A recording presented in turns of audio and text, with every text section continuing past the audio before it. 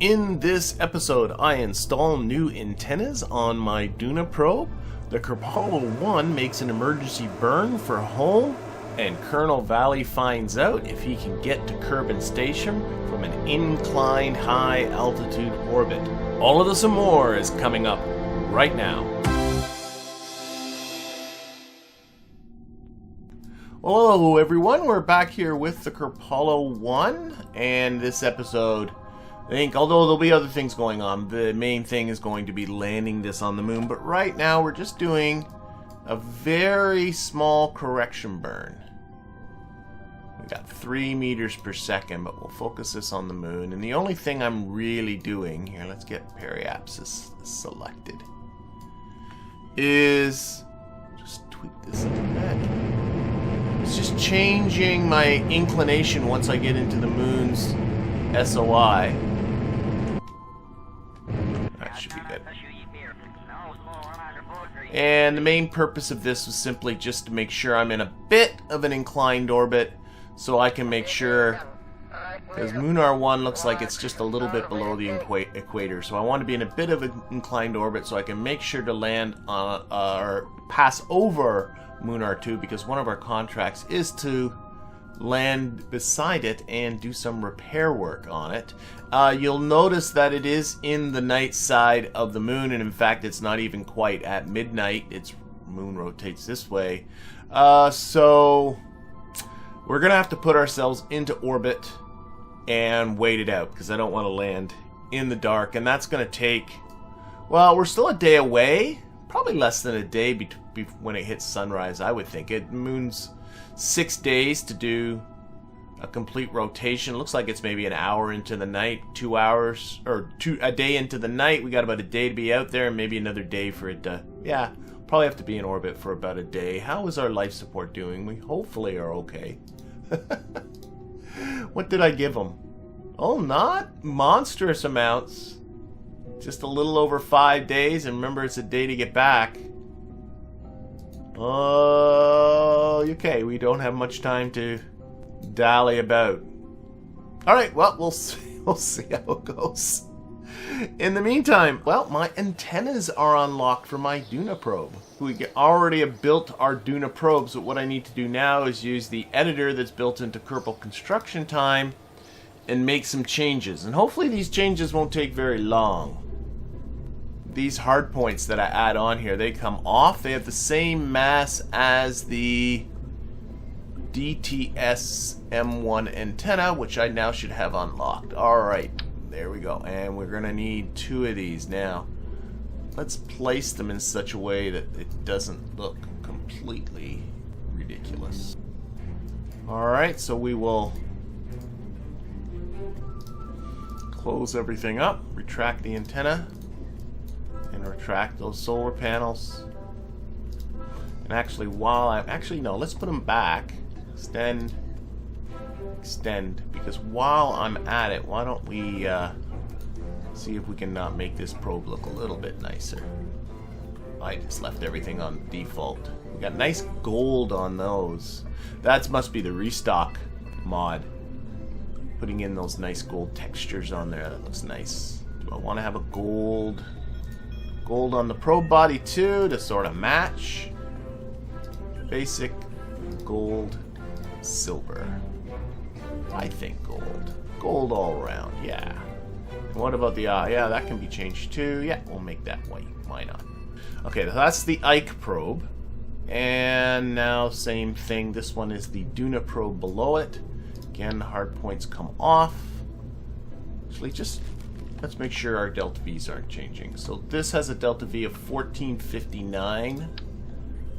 This stage, so when I put the antennas back, it should still be 1459. I really shouldn't necessarily trust my math here. Whoops, I want 2 of them. Yep. So let's extend these antennas and extend the solar panels. Of course, this thing will be out of the fairing when it's all said and done. That's doable. I think so. And let's see, it's adding, wow, an extra 6 days. That's incredible, really. 6.5 days of build time just putting on those 2 antennas. And it has to do with new parts just take longer to build, and, well, the antennas are brand new, aren't they? But that should be all the changes we have to make. So we'll put this all back together. We'll make sure the staging makes sense and the action groups make sense and all of that. And then we'll get back outside and we'll take a closer look at Kerbal construction time. And then once we're in here, we're going to definitely push this right up to the high priority right there. So it's going to take 6.5 days. It's a little longer than I thought it would, just putting in the antennas. But again, my deadline is just under 11 days that I gave myself. That's an arbitrary deadline. So we're good. We should be good. You can even, by the way, if you really want to rush things, you can spend money. You can do rush build, and it takes, I'm assuming, increases your build speed by 10% or makes the time 90% of what, I don't know what exactly, but it costs you curb bucks to do that. Every time you click this, you can rush the build a bit more. I don't think that's necessary, so I'm not going to do it. I think we're good. All right, back to the Kerpollo. Let's go back. Okay, now we should be starting to collect some science. I had this turned off because I wanted to wait till we were in the moon's sphere of influence, but that can start off. And also, do I have a goo to collect? That is a good question. Well, we'll start it anyway. It looks like it's collecting something. Let's take a look at the data part of this. So again, I do have limited slots available. Yeah, they're both, the goo is collecting something, so we'll see. We might have to do some dumping. Not a lot of stuff. I want to concentrate particularly on the material space, especially on the surface. But, that's my periapsis. I might want to bring that down. Yeah, let's bring that down a smidge. We're going to put this on the radially in vector, which is this away.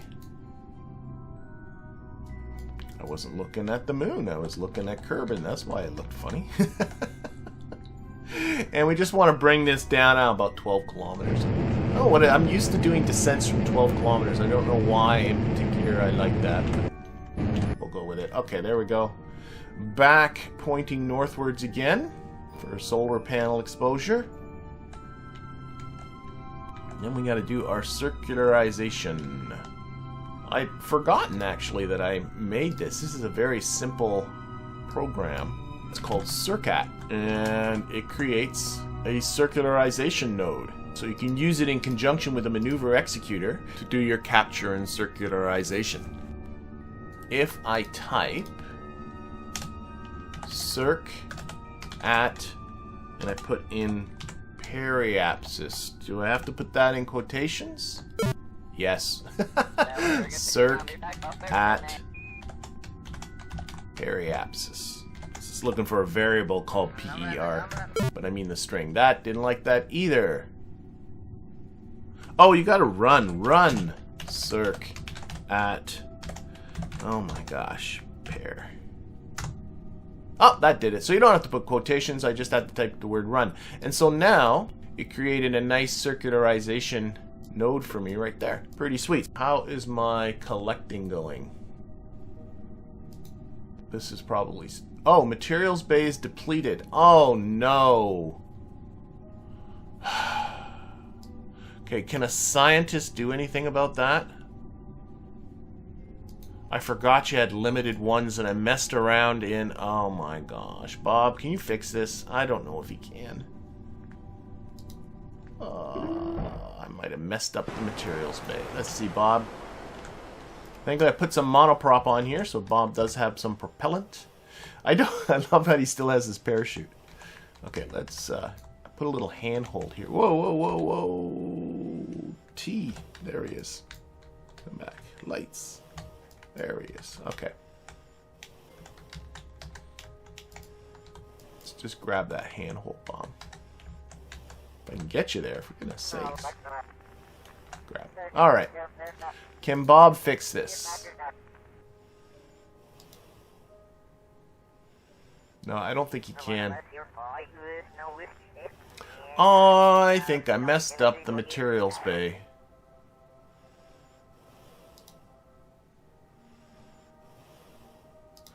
I think it is messed up. Oh, that is so unfortunate. And I dumped some of it too. Shoot.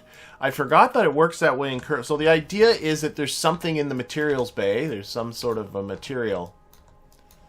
And you're exposing it, but as you're exposing it, you're using it up. I forgot that's the way it worked. And you might recall I was fooling around a bit with it in low Kerbal orbit. And I dumped what I did collect. Which was dumb. I mean, at least that was some science. By dumping it, I actually got squat out of the material that I used in the materials bay. Oh, I gotta remember how this stuff works with Kerbalism. So the materials bay is depleted. It only collected 1.3 units of science and added about 2.5 kilograms of mass. The goo is still going. The goo has limited... Oh, well, whatever. It's gonna be what it's gonna be. Run maneuver executor. Alright, so this should take care of the circularization, and we'll look at getting these folks... Oh, no, we probably have to spend some time in orbit, don't we? Where is... I would say... Munar 1 is still about a day away from sunrise.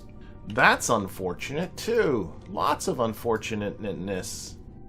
Let this settle back onto the vector while it's getting ready to perform the burn. Well, you know what I should do? I was just thinking about this. Is I should just take a probe and start collecting, you know, fire one off into the low Kerbal space, put a parachute on the bloody thing, put a materials bay on the bloody thing, get the materials bay that way, bring it down, recover it, then do the same thing in high space and just kind of get that stuff done.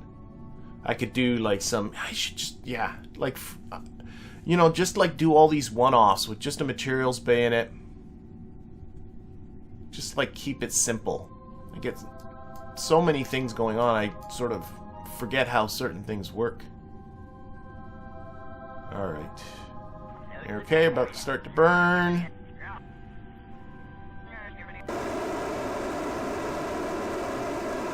Not a huge amount of thrust to weight ratio. Those are those little torch engines. They don't have a lot. I think they're 20 kilonewtons each or something like that. Again, don't really have great orbital engines, so that was a bit of a limiting factor on this thing. I really, you know what the engine I really want is that Terrier engine.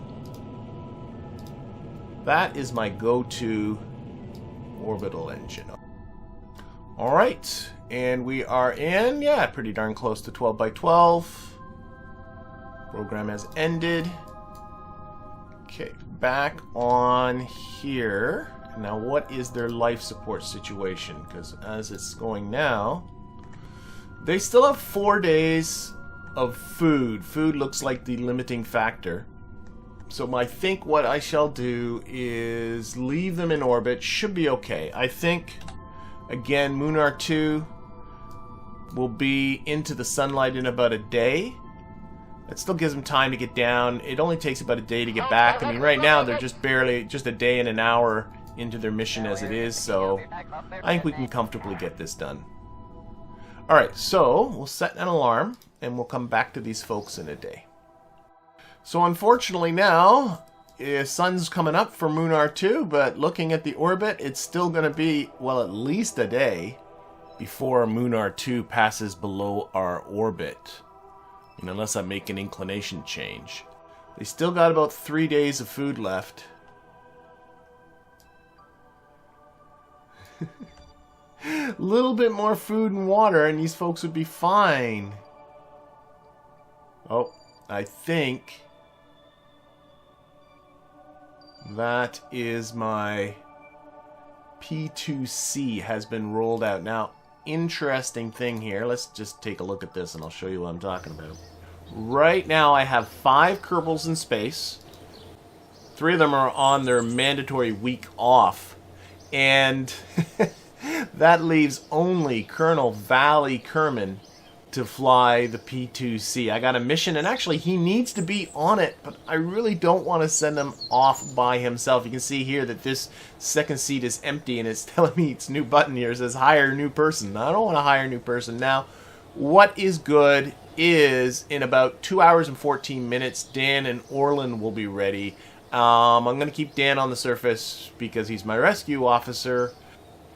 My sea rescue officer. Colonel Valley's also a rescue officer, but he's the mountain rescue officer, and that VTOL's not ready, so that's okay.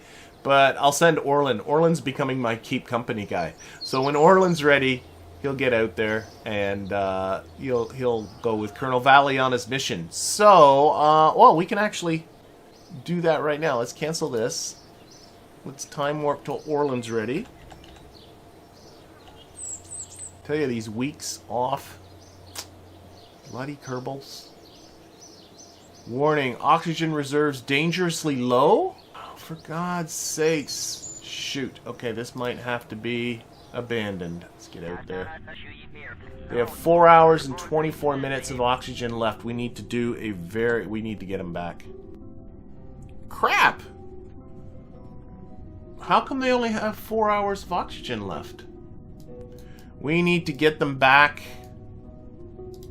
And we need to get them back fast. Faster than normal. So this is going to be a... Thankfully, we have a lot of Delta V. Oh, I am very annoyed with this, though. But it's going to be a hot re-entry. Okay, that's 4 hours and 13 minutes from now, not from when that burn happens. Let's give a little bit more speed. So you can only live about 3 minutes, I think, once the oxygen goes out. They are gonna be humming it. Okay, this gets them closest approach. 4 hours and 9 minutes. They have 4 hours and 20. That's I know, more speed. Let's get this up to 450 out. 4 hours and 1 minute. But they are coming in hot. Alright. We got to do this, though. Now, this is a 450 meter per second burn. It can be entirely handled by this stage. That is awesome. And then I might keep this stage as basically a disposable heat shield. We'll go in with this stage first. Sorry, folks, we are bailing. Is there anything I can do to sort of put them on oxygen rations? I want all you folks to meditate. I don't care about science. I don't care about anything. I'm just going to get them home. So none of these contracts are going to be served. We will try this again. Maybe there's Munar 2 down there on the surface. That's our target. But no, our target is Kerbin. And look, with this crazy burn, look, we're burning straight at him. Pretty darn close. Not used to that. This is going to be a straight line approach to Kerbin. We are going for speed.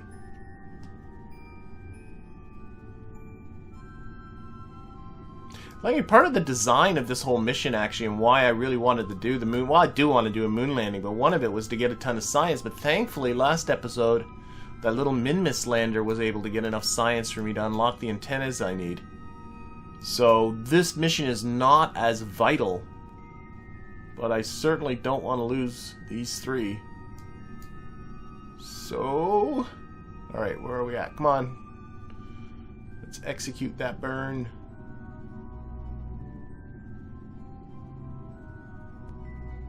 This should pretty much kill this stage. There's 453 meters per second of Delta V in the stage.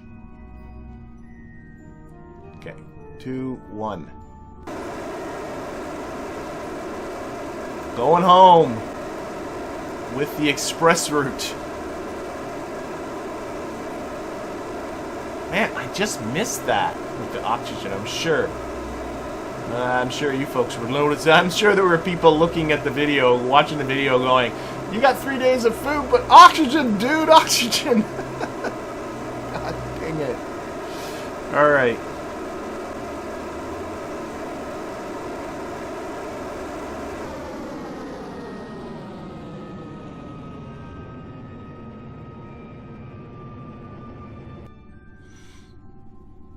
Okay, there's our burn. We are complete. How long until we are encountering Kerbin's atmosphere is the question. So, periapsis here is in 3 hours and 40 minutes. We have 3 hours and 56 minutes of oxygen. Might have to open the windows during our ascent. What I might just... the thing I'm really worried about is just the heat coming in here. Okay, let's... I might still want to reduce that even further.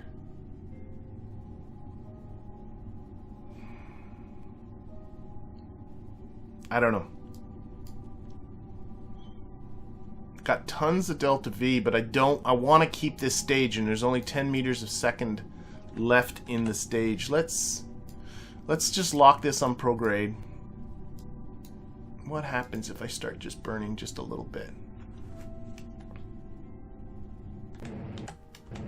That is bringing the time down. I know it's bringing my periapsis down too, but oh, screw it. Let's just empty this stage. There. We're out of fuel on the stage. And if I set a maneuver around here, that's now 3 hours and 36 minutes. So about 20 minutes. We have about 20 minutes more oxygen than that. But of course, we're going to be decelerating. You guys seem all very pleased with yourself, but you don't realize how scary this is. Alright. We can do this. We can do this. Okay, coming down. Kerbin should be getting pretty big pretty fast. Oh, this is the alarm that says that Orlin's ready to go flying up with Colonel Valley, but we are going to stick with this, most certainly.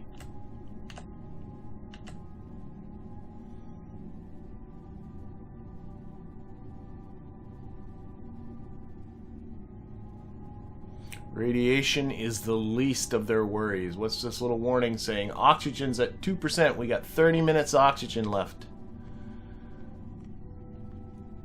Okay, that's just a warning to stop us from plowing into the atmosphere. We are how far from the atmosphere?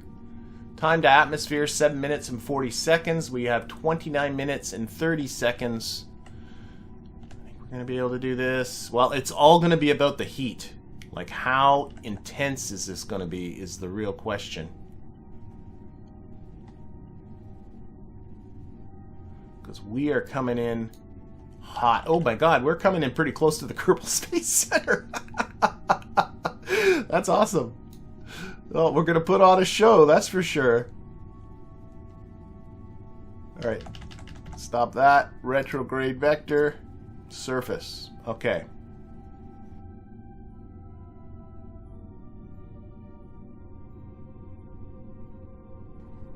Let's arm these parachutes. Actually, let's not. I don't know what they're going to do if they deploy with all of this mass on there, so we'll use staging. I'll pay attention, I promise. Okay, here we go. Here we go.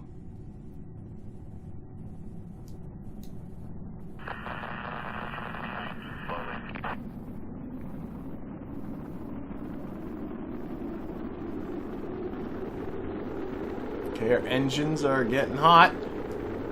They might be the least of it. Honestly, stuff can explode down there. I don't care. That's why I kept all that stuff on. The antenna broke off. I don't care. I could have brought it down, but I don't care. Oh, we're losing fins. Oh, we're gonna lose engines. We're losing engines.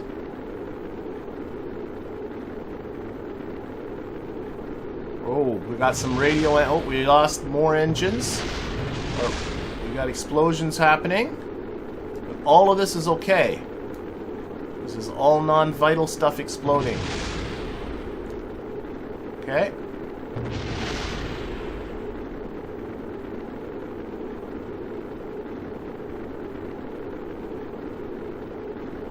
Kepler's getting awful hot. But I think we might be past the worst of it. I think we might be. So I'm gonna put this down to here. And this down to here.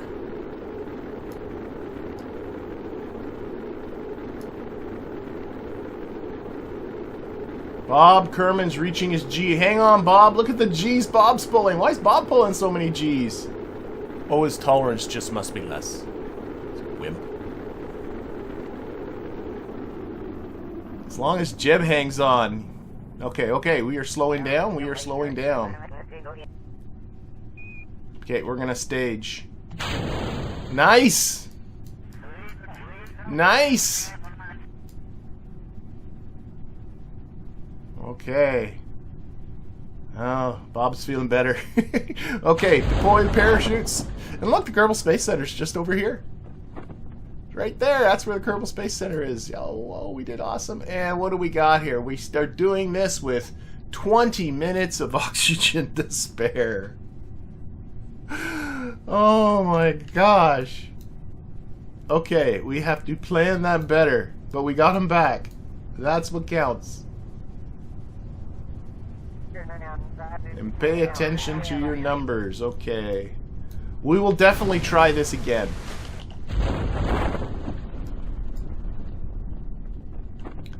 But I think I might put another oxygen tank on there. And maybe some more food.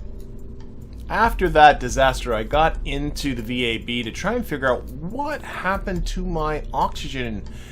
Because I was honestly very puzzled by that. And we will deploy these and we will look for, there's what I'm looking for, our life support unit. And what I really want to draw attention to here is my monoprop plus O2 fuel cell, and specifically the word running beside it. I don't know how that happened. I set this to running in the VAB, which means while we were flying, we were consuming both monoprop and O2.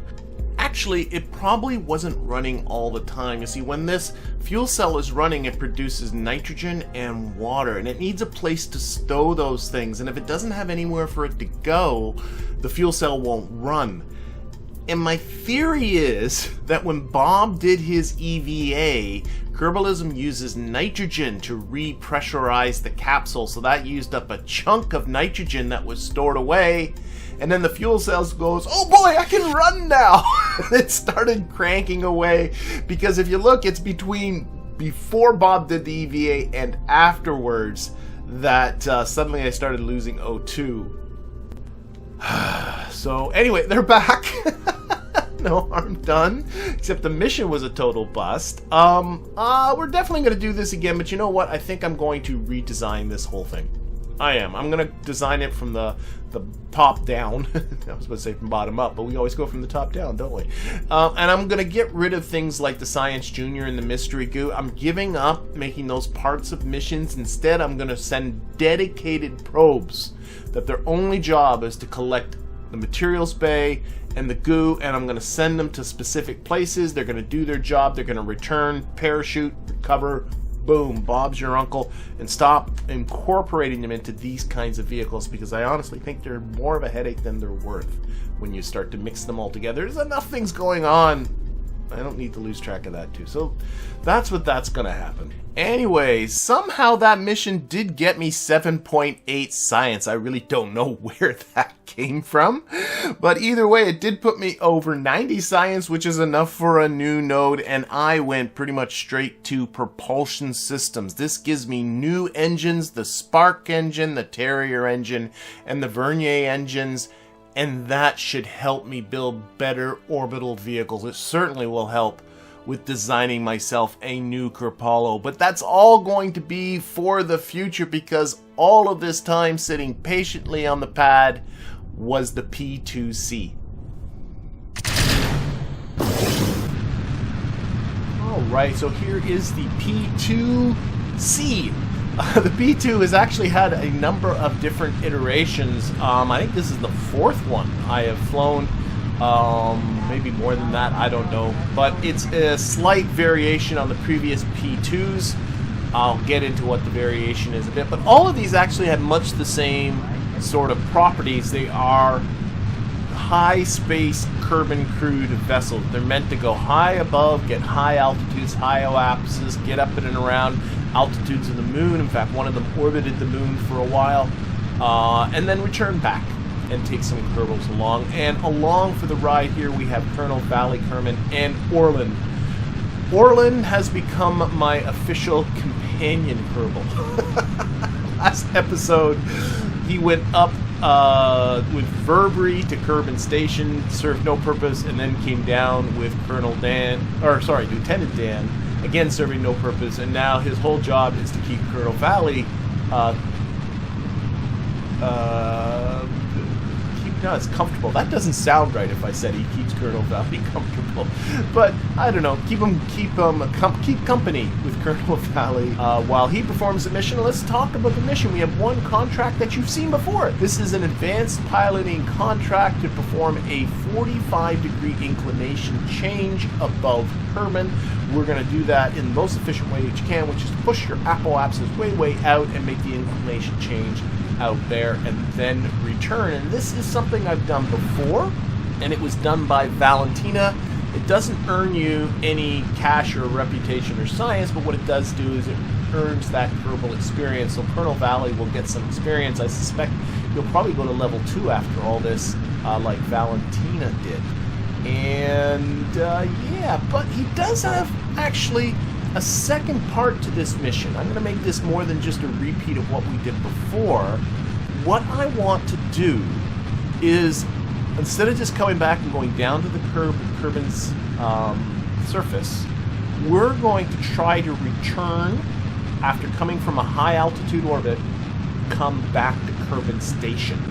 That is going to be my goal. And this is really kind of a proof of concept, because what I really like to do in my career modes is start to build crafts whose function is to continue to be reused in space.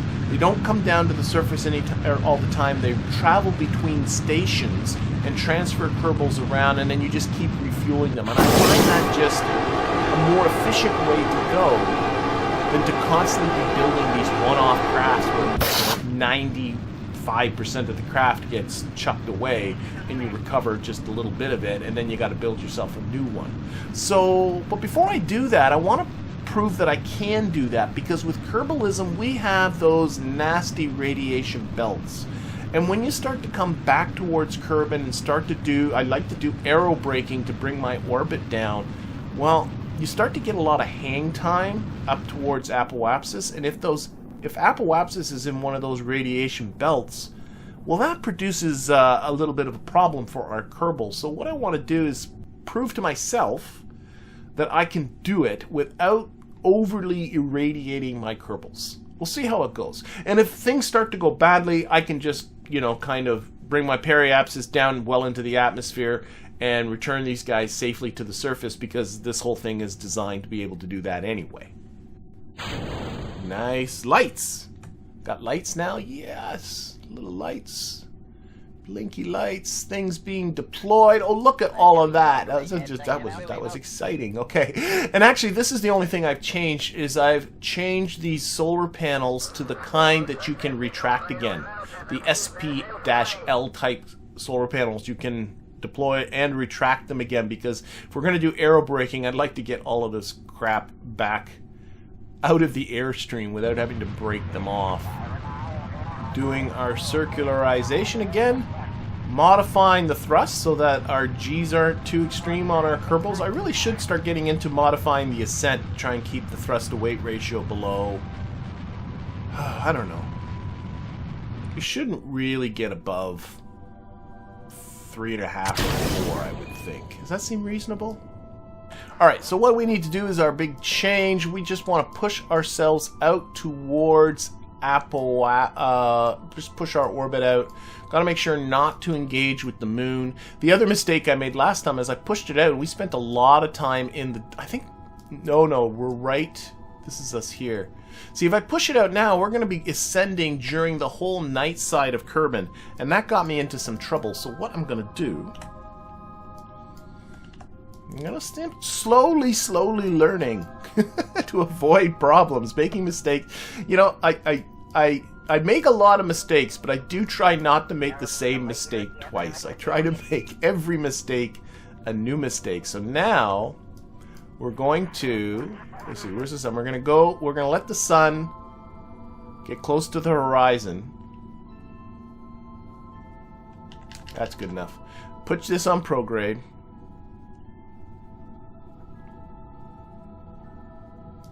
There we go, and we're gonna punch it. And we're going to push up our apoapsis to about 12,000 kilometers. But this way, our ascent, we're going out this way. We should be in the sun while we're heading out towards apoapsis. The last time I did this mission with Valentina, most of the trip out towards apoapsis turned out to be in the shadow of Kerbin, and we ran out of batteries, and things got exciting and scary, and trying to avoid exciting and scary. I mean, we had enough exciting and scary in the last mission, didn't we? Yeah, once we're past here, most of this trajectory will be in the sunlight. That'll be good. Oh, shite! How are we intersecting with the moon? I wasn't paying attention to that. Alright. I thought I wasn't paying attention to where the moon was, and now we're hitting the moon. Okay, so we got, I think, best. Let's burn more.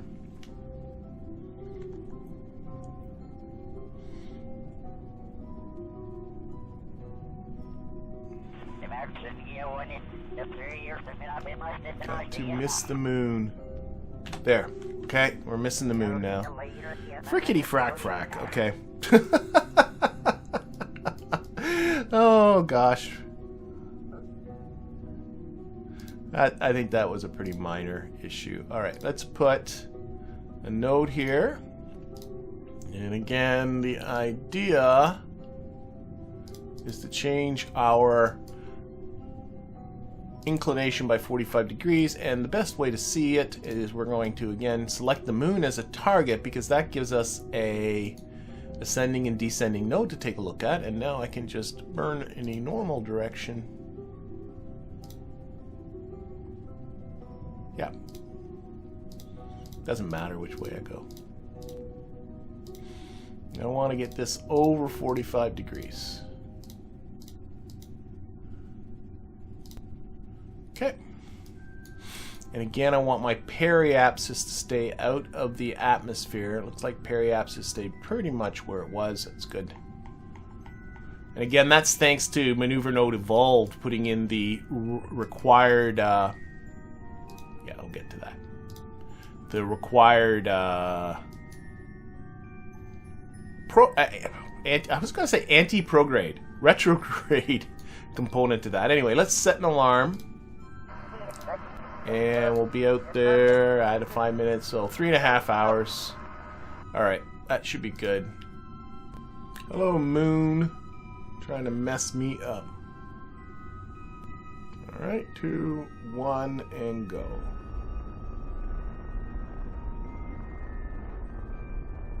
Again, the mighty Pug engine with its mighty 25 kilonewtons of thrust.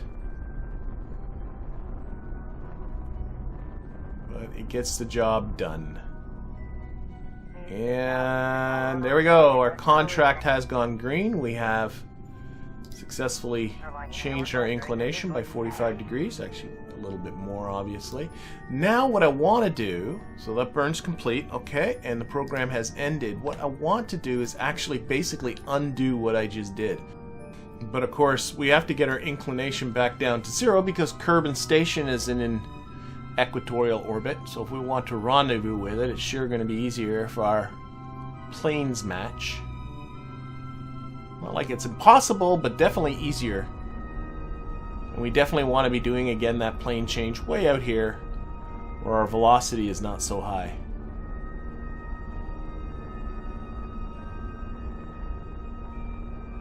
And we should end up with an inclination very close to 0.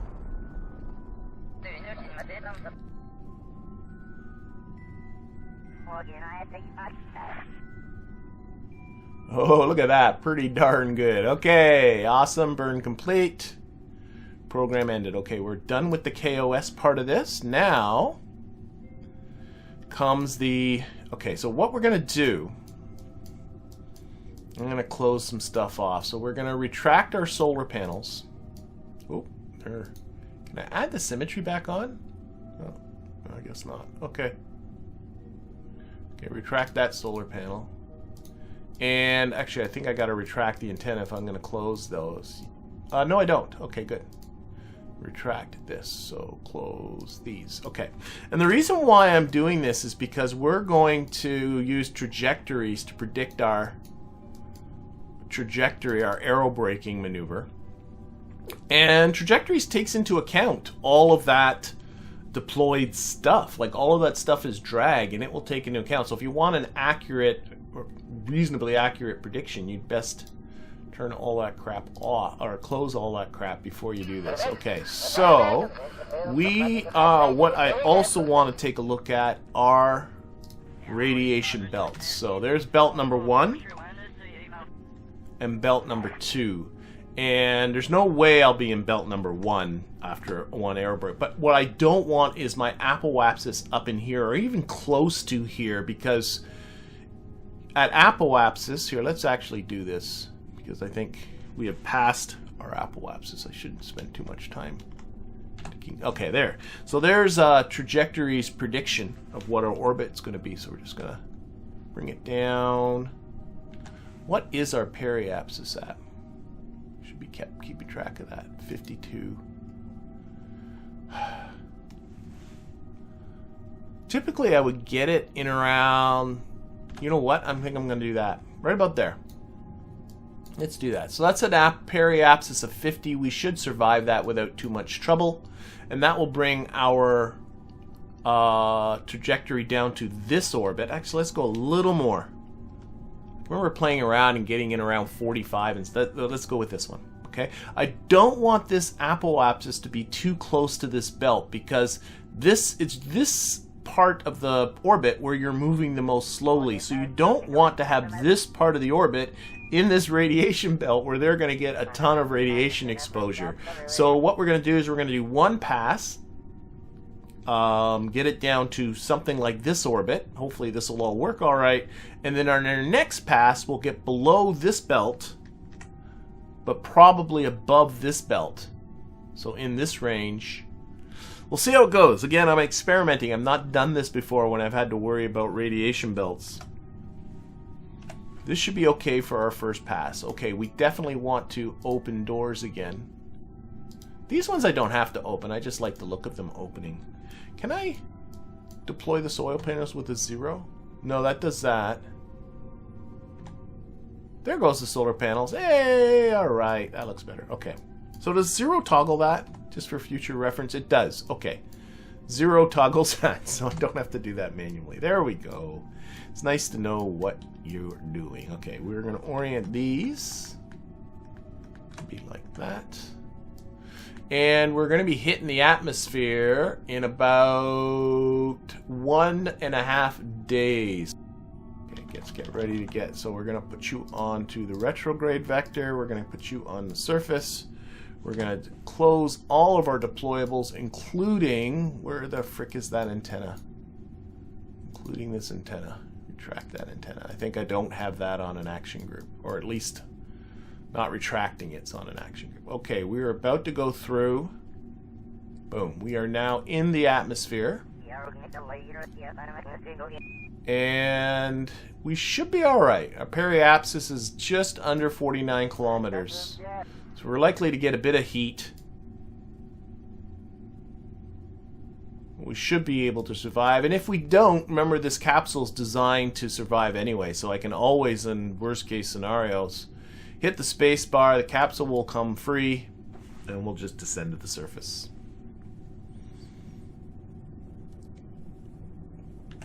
And what I'm really looking at is that my final is like this. I don't want my apoapsis to end up in this radiation belt.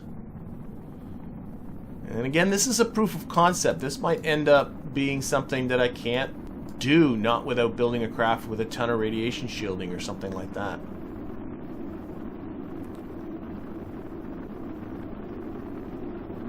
Or building a craft with, you know, deployable heat shields, but I'm nowhere near at that level on the tech tree, that's for sure. Okay, we are almost at our periapsis, which means the worst of this will be over soon, and then we'll be on our way back out of the atmosphere. You can see the heat gauge on the engine barely showing, so we're fine.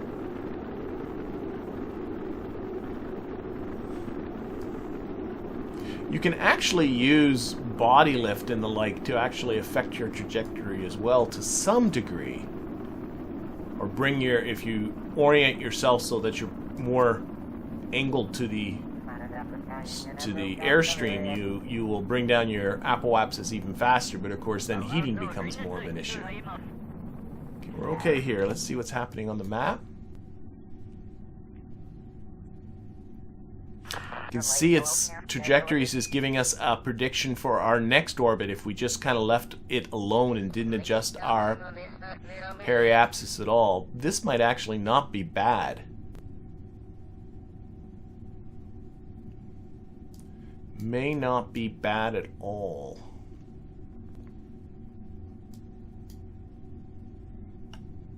Wow. Trajectories, you made a nice prediction. I am impressed.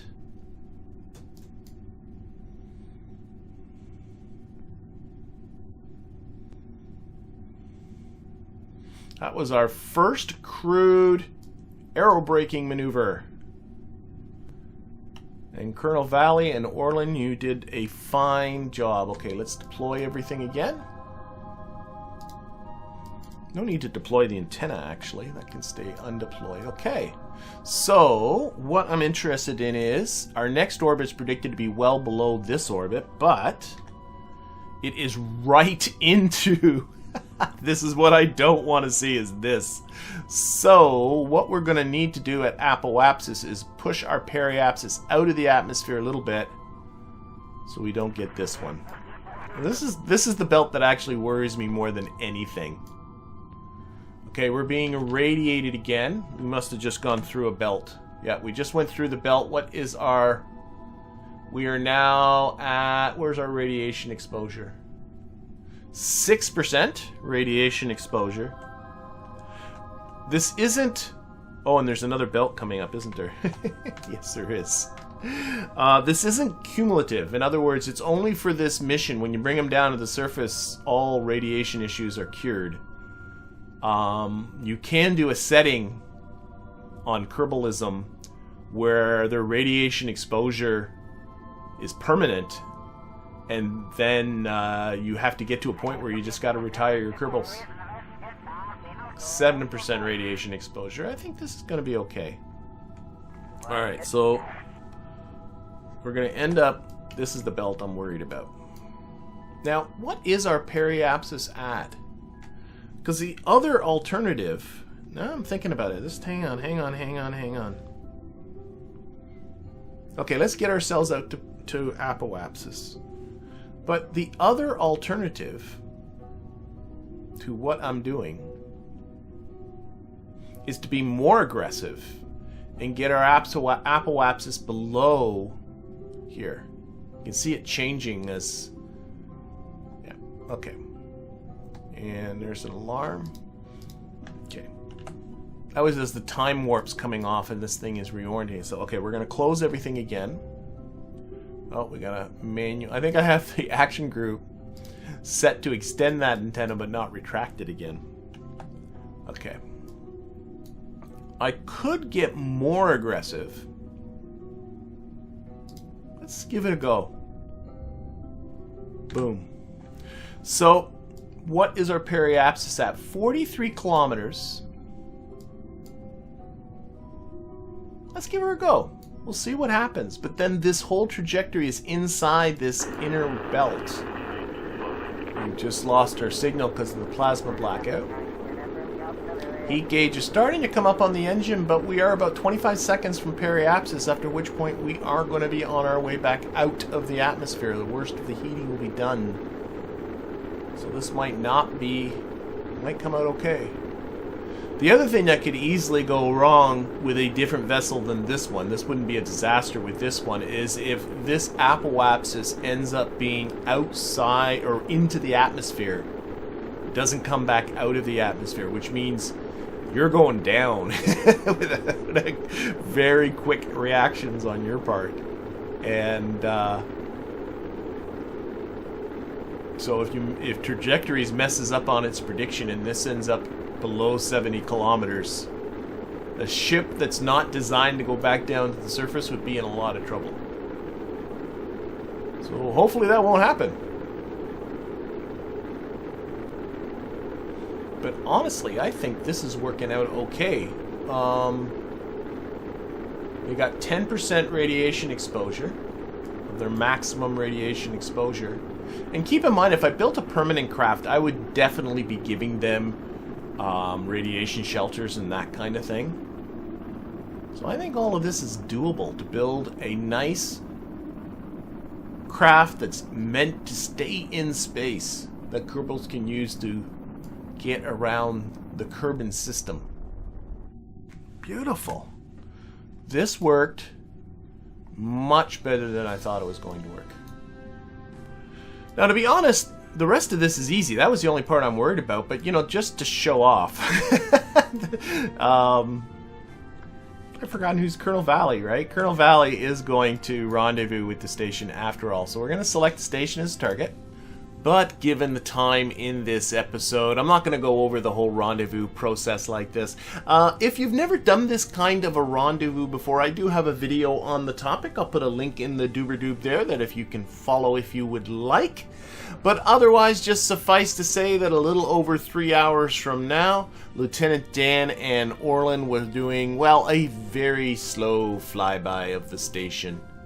There's no RCS on this thing, so they can't dock. Like I said, there was no point to this at all, other than I suppose they could wave through the windows. Hello, Verbery. Hello, Bill.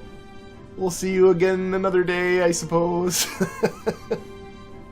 But, of course, after that, we just simply got them back down to the surface. And if you enjoyed this video, why not give me a like? Drop a comment, or maybe even subscribe. But either way, I'm going to thank you for watching, and hope to see you again next time.